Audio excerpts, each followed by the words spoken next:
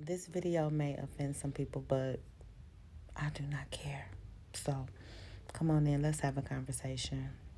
So I was sitting up this morning, and I was really last night, but more this morning as I was doing my meditation and just kind of surveying my life. I had some thoughts that I wanted to share with y'all. Now, one thing that I loved about being abroad was I was able to see. And when I mean see, I mean I was able to see life from different perspectives, right? And recently I really been thinking about, now that I'm a grandmother and now that I'm, officially in middle age, what are some things that I want to accomplish, or what are some things that I didn't accomplish that I need to accomplish? And one of the things that I realized that I really want to accomplish is not only buying land, but building a home.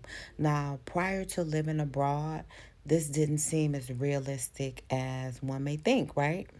Like, don't get it twisted. I know people here in America that have, bought homes, bought mansions, are basically financially set.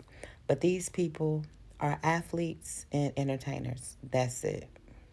And this is my thing. Like, since living abroad, particularly in Nigeria, like, most of the people that I know there that are adults that are my age, maybe 2 years younger or older, they all own land and they built their own homes. Like, this is a realistic thing. And in America, this is not realistic. You might know somebody that, owns their home or have a 30-year mortgage, whoop de doo. But over there, I met people that have literally built mansions. Like, I literally know a real life billionaire that lives in Nigeria that built two mega mansions in Nigeria. I know someone that built a home in Liberia, and realistically, they're building just an estate for their family in a place that is theirs. Hell, I know somebody that brother is the vice president of a country, like real life, and this is someone that I talk to, well, used to talk to on a regular basis, but that's another story for another day. But I'm just saying this, like, my family, they own a lot of land in South Carolina. But have we built an estate? No. We own acres. Acres. And they have not built an estate for our family on there. And actually now that it's time for my generation to come up and really do something with the land. They trying to sell it. And this is my thing. When I talk about living abroad, it's not just like, oh, I live abroad, I'm out of the matrix, I'm out the system. But it's more about I was able to be exposed to so many different walks of life and people that I met. I have friends that, are from Turkey and own homes in Ireland. That's telling me, oh, if you want to go to Ireland, you could just stay in my house. And they live in the Netherlands. I know people from Sweden that actually had owned hostels in Morocco. This is real life. I mean, I know somebody I met in Atlanta, but they're Nigerian, and they offered for me to come and stay in their hotel when I go to Lagos. I don't know any hotel owners in America. I don't.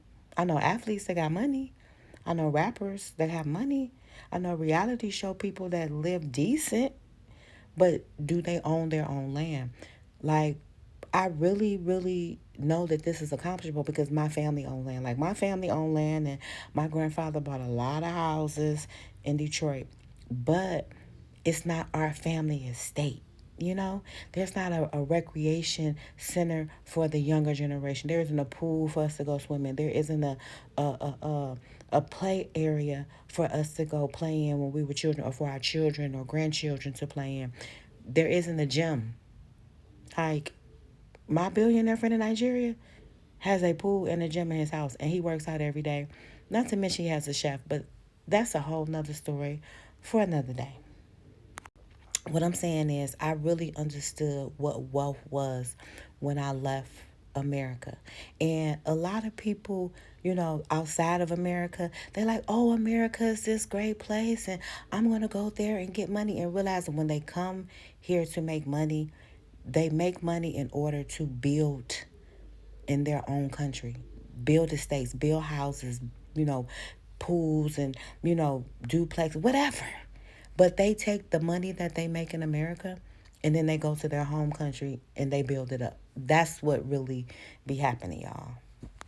So it kind of makes me sad as an American because I'm like, I know so many people here in America that are 40 and over. And yeah, they might own their home and, have this 30-year mortgage, but they have to pay taxes, right? They might own land, but they got to pay taxes. And a lot of these things, like, you don't realize don't exist when you live abroad. Like credit, for a prime example.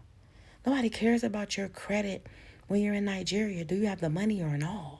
When you're in Dubai, do you have the money or no?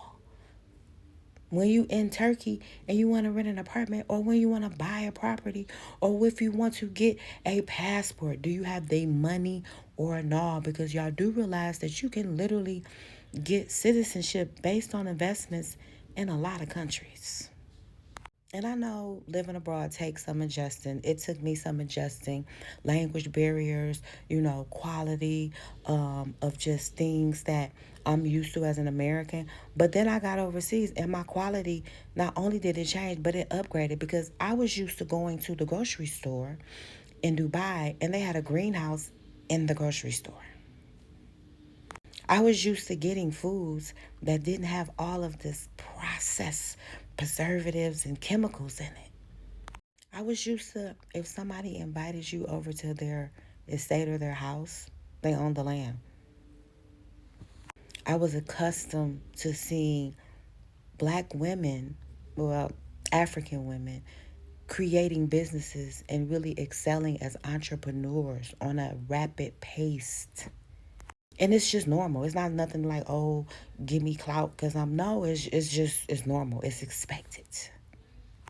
So when you ask me, like, what did I really think about coming back to America, I felt really sad because I mean, I'm happy to be here to, be with my grandson, my son, my daughter in law, see my friends, see my, my parents or whatever. But, like, on a deeper level, I wish that I could just pick everybody up and expose them to what I was exposed to and just live in our state in Africa and just really be enjoying our life with solar panels, with, service people at our home. Like, I'm supposed to have a private chef.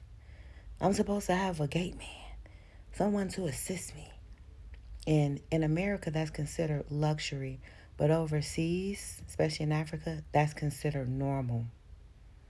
All of this struggle, hustle, survival mode that America provides. Like, I get it, our currency is more. I get it, get your money. You know what I'm saying? But once you get your money, it's not for you to be in consistent hustle mode. Like, do y'all realize that, especially if you work remotely, right? If you have a remote job or you work in a career where you can work abroad, just try.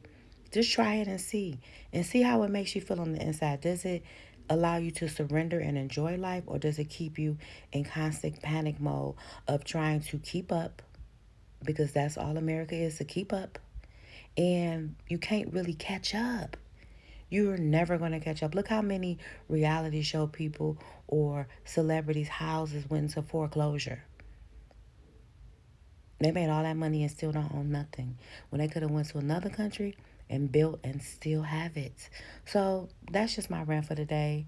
I couldn't rest until I made this video. Now I'm gonna go meditate, post in the Vegan Vixen tribe, reach out to my people in my trading mentorship group. But yeah, I just had to have this conversation with y'all. All right, I'm out. Peace.